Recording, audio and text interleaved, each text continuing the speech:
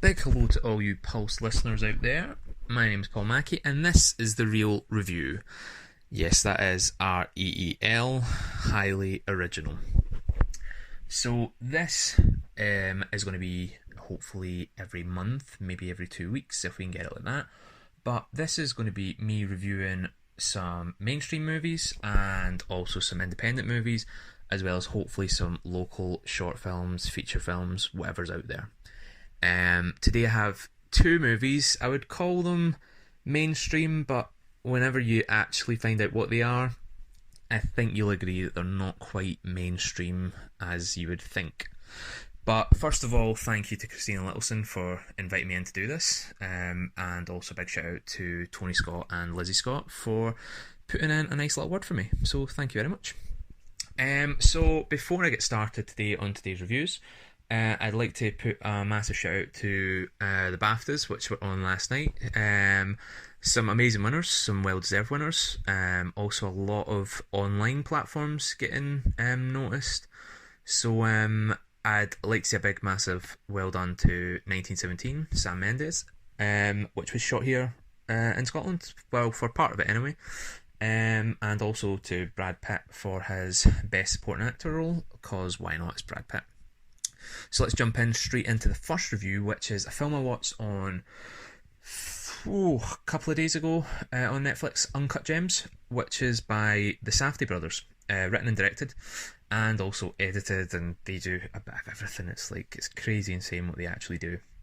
So, having watched previous Safdie brothers movies, mainly Good Times, and a few of the other little short films, they've got a very distinctive style that will bring you back each time, but it's not for everyone. So this has made this film quite unique because it's the first time they've really put what I would say is a bigger budget behind it, or at least it feels like that. And also their choice in actors is always quite original, taking actors who have previously been in rather odd roles or rather mainstream roles and giving them something a bit different, which they did with Robert Pattinson in Good Times, and they do again with Sandler in Uncut Gems. So Uncut Gems is basically a thriller, but you wouldn't really think it was a thriller from the description that you read on most websites. But basically it starts off rather slowly,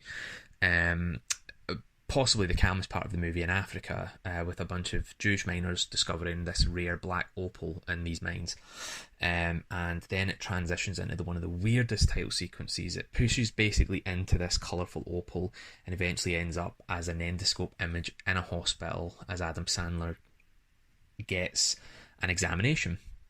And it gets weirder from there. So it goes straight into what is, I believe, was one of the most anxiety-filled 2 hours, or 2.5 hours of my entire life. It was a really good movie, and here is for why. Because this whole movie for a good hour and a half is essentially Adam Sandler acquiring this piece of opal, this thing that's been mined out in Africa. He acquires it because he knows that it's worth possibly £1 million.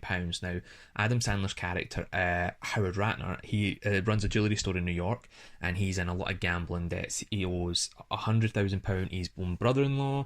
He's having problems with his wife. He's got domestic issues. He's going to split up from his wife, but not before they have a Passover. And basically, he's just the ultimate kind of wheeler dealer. But this basketball player, he loves his basketball because he loves his betting, and that's how he got into a lot of trouble. This basketball KG, as they call him, Kevin Garnett, he basically comes into his little store in New York one day, and Sandler's treating him like a king, and he's like, oh, I've got this amazing piece of opal, and we're going to auction it, it's worth £1 million. And the basketball player's obviously standing there, he's obsessed with it because he believes it holds these mystical powers, or at least that's what he's heard, and he's like, can I take it for good luck for the game night? Because this would be amazing, because they're going to win. I don't know much about basketball, but apparently it's going to be like the biggest championship in the world and all that. But Sandler says, look, this is worth a lot of money, so give me your ring and I will give you the opal, but you need to give it back to me. And he's got a bunch of friends who are with this basketball player, and he's like, get it back to me, whenever you can. And this then ensues that the game happens. Sandler, he's ready to put this thing into auction, he's ready to hit his big bucks, but this basketball player, whenever he goes to try and get back the opal, it becomes this cat and mouse chase of Sandler not getting it, either trying to get a hold of him and not getting a hold of him. His friends are ditching him and ghosting his calls, and he's trying everything, but meanwhile his debts are piling up. He's getting people who are coming after him.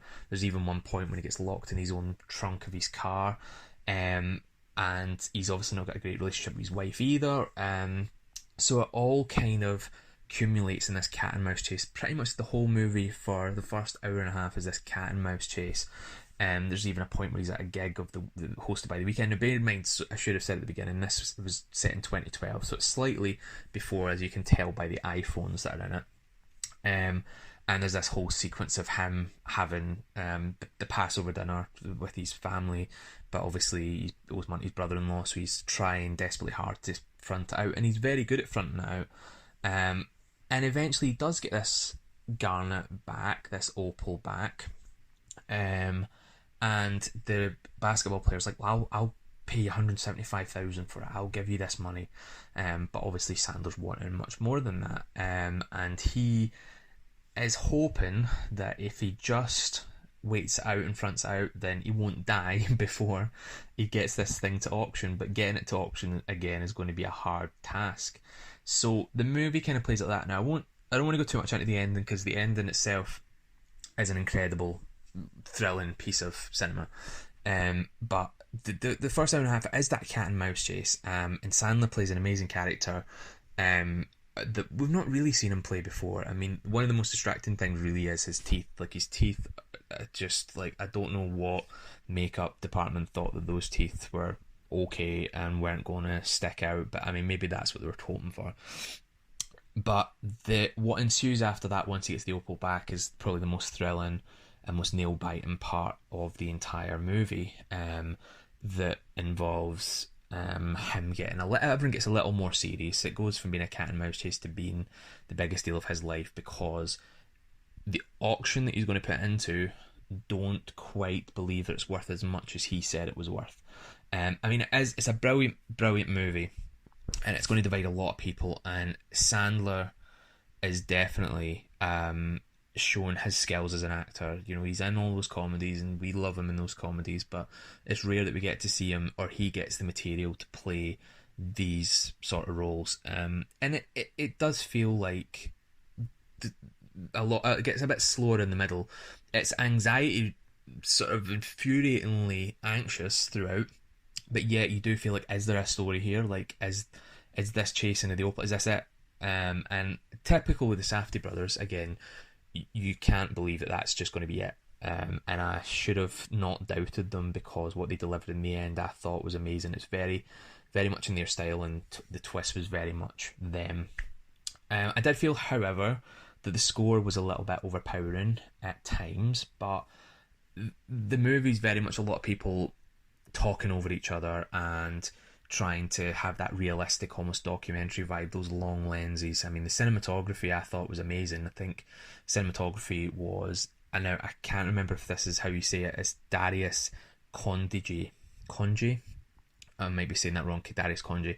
And amazing cinematography. I loved it. I loved the colours, these kind of nice fluorescent colours. And some amazing performances alongside Sandler. Like, there's Lake Stanfield, Julia Fox, and even Idina Menzel, obviously Frozen, and a bunch of other stuff like that. But yeah, really a brilliant watch. But it will, people will have a very strong opinion about it, and I do think it's something you should watch. But I do say, when you do watch it, I would be prepared for it to be one of the most infuriating watches of your life, because the people I was watching with were very divided and didn't particularly like it. But yet, when it got to that final act, it definitely kept them on the seat. Whether they liked it or not in the end was kind of irrelevant, but it kept them on their seat and gave them a shocking end. But yeah, really, really well worth your time. And I'm kind of disappointed that it didn't do more in the awards race, but I suppose that's just how it goes. But it's great to see the Safdies getting a much wider release now, and also check out Good Times as well, because it's another great Safdie brothers movie. Now let's move on. I talked about the Safdie brothers, and one of the actors that they made me see in a totally different light was Robert Pattinson, and light being the operative word in this. The Lighthouse, Robert Eggers, and it's another one that I went into with great intrigue, but not sure what I was actually going to get. I'd read some reviews and try not to read reviews, but you can't help it. And again, it was him and Dafoe in roles I thought from the trailer I hadn't seen them play before, and I was really intrigued by this. And also the fact that it was set. So basically, the Lighthouse is set in 19th century New England. And the dialogue very much tells you that. The way that Robert Eggers, and I think Max Eggers also co-wrote it, that's Robert Eggers' brother, the way they co-wrote it, I thought was ingenious. I mean, it's not, again, for everyone, but it definitely helps with that set, and it makes it feel more realistic. And because they've shot it in basically this black and white 35mm format, it's this orthochromatic aesthetic almost. And it's, I mean, if you're geeky about aspect ratio, it's 1:19:1 aspect ratio, which is nearly square. And that almost gives a documentary feel to it again. And the way the Safdie brothers used the long lenses, this idea of almost this old ancient footage, which wouldn't have been around at the time, but it gives you as close to that aesthetic as possible. So Robert Pattinson is sent to be a wickie, which is a lighthouse keeper, for a month in this really remote island with this carnaptious William Dafoe. Two people I would never have put together in a movie, or even in this movie, but they are very well cast. And then after an awkward first night, Pattinson's character starts digging in his bed and finds this object that we will discover is related to a mermaid. And then he sees Defoe's character going into the top of the lighthouse, stripped naked, and then Pattinson's character experiences this extraordinary vision. It's tentacles, floating trees, like, and there's a mermaid in that as well. It's this really extreme sort of set of visuals. It's insane, honestly. Absolutely one of the weirdest things I've ever seen. But then it moves on, and Defoe's character orders Pattinson to do more work around the place and gives him, their toilet pots to empty. But he also feeds Pattinson some wisdom and why not to kill the one-eyed gull, because they're believed to be sailors in a past life. And it's a really odd character balance between the two. There's a very sort of father-son element to it. They love each other, they hate each other, but they get on with each other as best they can. It's an odd mix. But after some more quite extreme sequences, which I won't delve into too much, we see Defoe and Pattinson have this more meaningful interaction, kind of revealing more about themselves, as Defoe tells him how the previous wickie died and how he lost his sanity. And part of what you feel at this point in the movie as a viewer, you feel like you're losing your sanity in some respects, because you don't really know what you're watching. It's definitely visually appealing, but at the same time you're also thinking, is this what I'm paying money for? Pattinson then goes on to find there's blood in their water supply, which leads to another really strange encounter of him being attacked by a gull and then beating it up and killing it. And it possibly brings bad luck, because then a storm hits. And this is the day before Pattinson's due to leave the island. And him and Defoe, they decide to get drunk. But the next morning, the ship doesn't turn up. There's no extra rations, but there's the dead body of a mermaid. But the only rations they have left is alcohol. So they indulge in some alcoholic beverages together.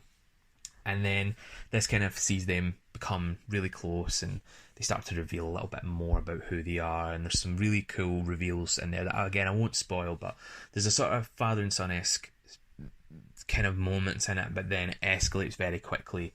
And the sort of the remoteness of the location and the questionable sanity they have, it really leads to what is the penultimate sort of encounter between the two. There's some brilliant moments, and in a sense, Pattinson, he just wants to really get to the light tower, and Defoe's character seems to want to keep him from that. So that's kind of like a sort of thing that plays out throughout it. But there's not a lot goes on in it. Like, if you look at the story, there's, in your typical sort of story arcs and all that, it's a very odd film. Like, it doesn't really follow anything overly traditional. It's a lot of metaphorical imagery and a lot of metaphorical things that happen. You know, the gull, the lighthouse itself, the island, the remoteness of the island. Sort of, there's a lot of sanity questions brought up in it. And there's a lot of, I suppose, humanity and yeah, it continues really through metaphors. I mean, I really did like it. I'm probably, it's hard to describe it, and I'm struggling to describe it almost. It's one that you really do need to go see. Again, it's not for everyone, but it's something. It's an experience that you really will enjoy, in the sense that you won't see it anywhere else. And Pattinson and Defoe are absolutely amazing. Like, you cannot get two better actors on screen together. And again, I wouldn't have put them together, but Robert Eggers has done an amazing job. And even hearing the behind the scenes of how tough it really was, and how, you know, even the sort of the weirder sequences, you know, they had Pattinson and Defoe really had a different way of working through it, and that really shines in their characters, of how they rehearse and how they put things on the screen. You know, that's an older, sort of more, you know, favoured actor, and then you've got Pattinson, who's still done a lot in his career, but still quite new to it. And I would urge you to see it in the cinema. It's not something you can watch on your phone because of the aspect ratio. Like, it's something that really should be enjoyed on the big screen. And also as well, the music in it, which I believe is by Mark Corvin, should get a shout out. Amazing music. And also, I should say, Yaron Blatsky, I think he was a cinematographer. I don't know again if I'm pronouncing that right. I've picked some amazing names today to pronounce, but they definitely, along with Robert Eggers and Max Eggers and Pattinson and the whole lot, they definitely all deserve accreditation. And I believe that this is nominated for Best Cinematography as well at the Academy Awards, so good luck to it. And also, I think it's in the GFT just now, so I would urge you to go see it if you get a chance, and I think it comes into Cineworld as well, so please go see it. It's one to watch and talk about afterwards. So from that to very different films, very sort of, I would say mainstream only because of the actors, but there were still very small budgets on both of them. But to an even smaller budget, we're going to talk about a short film just now, just before we end, called Conceal, which was written and directed by Alistair Ferguson, who's a local Glasgow filmmaker. He's just finished his degree at SEE Institute in Glasgow, which is where I'm lecturing just now. I didn't cross paths with Alistair, I've just started lecturing. He is gone by about a year, I think. But Alistair's a very lovely man, also an actor previously as well, which I think he still does. But he made this film called Conceal, which the poster itself, I remember seeing it, I've been following it for a wee while.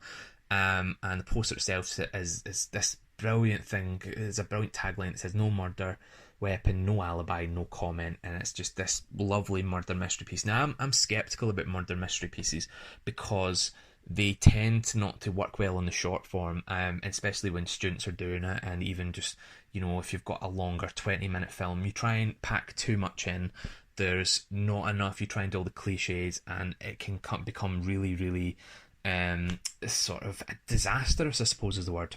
But Alistair did this, shot this in 12 hours, he told me, and it opens like an episode, like a very procedural TV show, like something out of Line of Duty or Endeavour-esque. It's, you know, a kind of crime scene, and then these cops walking through to an interview room, and we see this bloody crime scene, and it's basically, we see these images. There's a murdered man, there's a hammer, there's blood splatter, there's blood all over, and then we see these two detectives that come into a room. The detectives were played by Robert Carr and Abby Stevenson, I believe, and they're interviewing the person who we now find out is the wife of the murdered man, Jennifer McCluskey.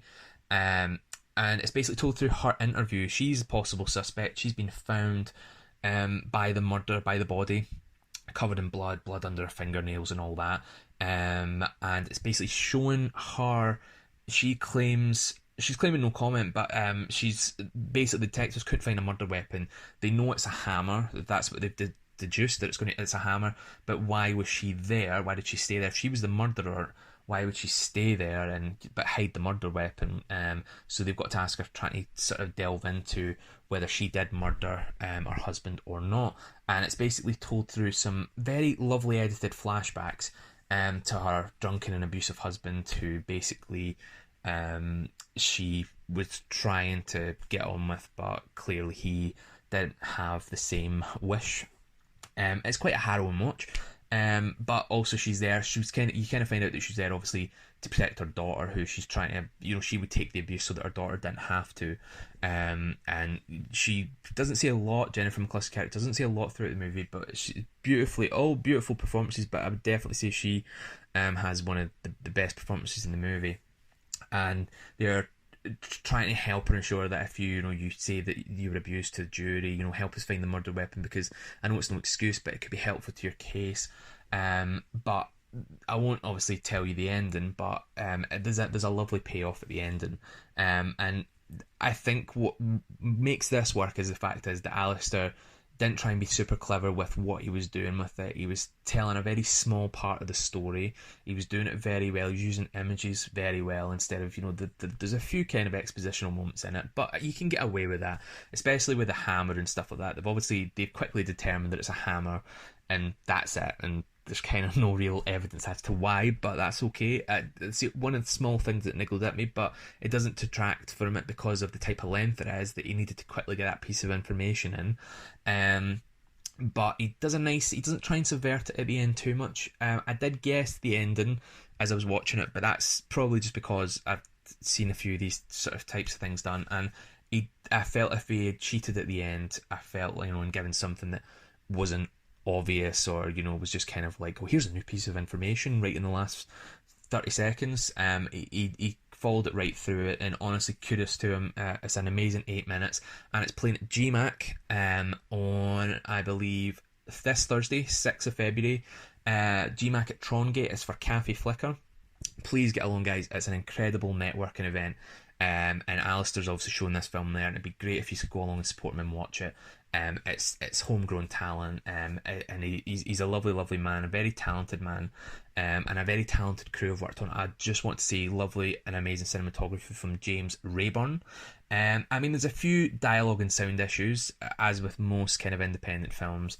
There's a few kind of dodgy puns. There's like, I can murder a cup of tea, but honestly, very, very slickly put together. And I would really advise you to go watch it. And also, please leave your comments and leave your reviews for Alistair and his crew, because it's brilliant for them to get that feedback and try and go and speak to him if you can. But that is my review for this week. I would like to ask anyone who's got short films, feature films, independent ones that are either showing or you wish to send them to me, please send them to me and I will review them as best I can on this slot. I want to get as many sort of homegrown, talented films into the mix, because I believe that it's really good to support, and we're obviously local. And also, I will not be here probably for doing the Academy Awards, but I'd like to say that The Joker, for all that it's got a lot of controversy around it, I think that it is overall a very deserving winner, but so is 1917, Jojo Rabbit. But The Joker, for me, from last year, it was one of the films that just stood out immediately, and I didn't have high hopes for, so that's one of my predictions. But I hope you all have a good afternoon. Thank you for listening, and please get in contact. I'm on Facebook, Paul Mackie Filmmaker. On Twitter, Paul Mackie Writer Director. On Facebook and on Twitter, it's at Paul Pitt. And I'm also on Instagram, Paul Mackie, POLMACKIE. Please come find me, and also leave me any reviews about this. I want to try and make this as interesting and better myself if I can. So thank you for listening, and I will talk to you all soon. Thank you very much. Have a good day. Thank you very much. Have a good day. Thank you very much. Have a good day. Thank you.